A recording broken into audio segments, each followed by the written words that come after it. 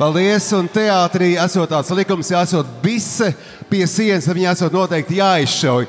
Māris Ozoliņš jau pateica, ka esot ļoti ilgi meklējis, un es tiešām ilgi meklēju vairākus gadus, kamēr atradās mūsu disko maratona lentas. Viņas ir šeit, te ir vecs, labs majaks, magnetofons un lenta, kuras neesmu klausījies gadus 30 vismaz.